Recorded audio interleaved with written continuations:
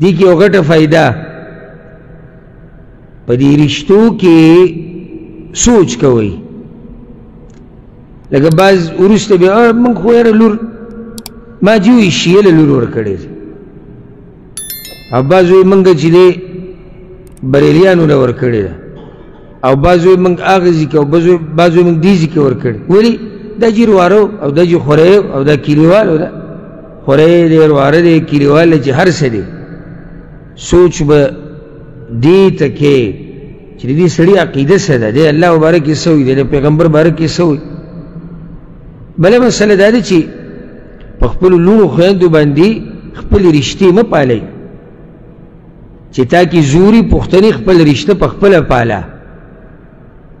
رور راضي کې نو د لور ژوند مه تباه کوه، او خور راضي کې نو د لور ژوند مه تباه کوه.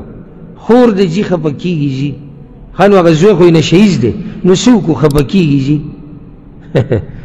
دا ښه سوچ دی، خو چې زما رشته پاتې شي بس لور تباه کېږي، خور تباه کېږي، که هر څوک تباه کېږي، خو چې زما رشته پاتې شي او زما نه څوک خفه نه شي، اگر که د دې ښځې هغه روان ژوند ټول تباه و برباد شو. هوښیار مور پلار دا چلونه نه کوي، دا د قمقل مور پلار کار دی. ډېر ادب سره دا ټکی وایم، دا د قمقلانو مور پلار دا کار دی چې هغوی د خپل ځان د وقتي فایدې دپاره د خپلو بچو ژوند تباه و برباد کړي.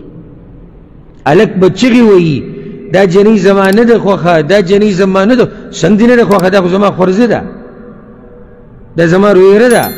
مور به وایي دا زما خورزه ده. ستا خورزه ده نو څه وکړو؟ ته ځان دپاره راولي که هغه لی راولي؟ وایي نه هغه لی راولم. نو بیا خو د هغه نه تپوس وکړه چې د هغه خوښه ده او که نه ده خوښه. ته خو به کیدای شي یو څو ورځې بعد د دنیا نه لاړ شي، او کیدای شي د هلک د نه جدا شي بل ځای کې اوسېږي، او کیدای شي ژوند خو سره ته نه تېروي. نو د الله د رضا دپاره د بچو په دې رشتو سره خپلې رشتې مه پالئ.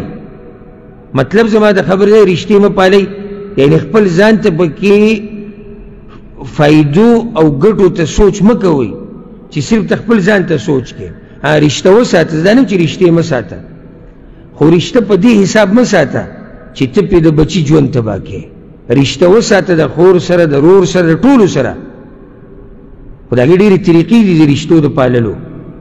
ته رشته پالې په دې حساب، په دې بدل چې ته پرې د زوی یا د لور ژوند تباه کړې. نو دې باب کې ډېر احتیاط پکار دی. عقیدې ته، منهج ته، هلک ته که ته غواړې، بیا جنۍ ته هم که ته غواړې، دا نه چې جنۍ نوم انسان ته میلاویږي او بچي لی راوله. دا سواله دا د مستقبل مور ده، دا د مستقبل مشره ده، او د دې کور مشرتیا به هم دې ته حواله کېږي سواله. دا خو جدا مسله ده، خو دلته د نکاح او د غوښتلو مسله ده. نو احتیاط ډېر کوئ په دې باب کې، دا دې نه د فایده راوځي.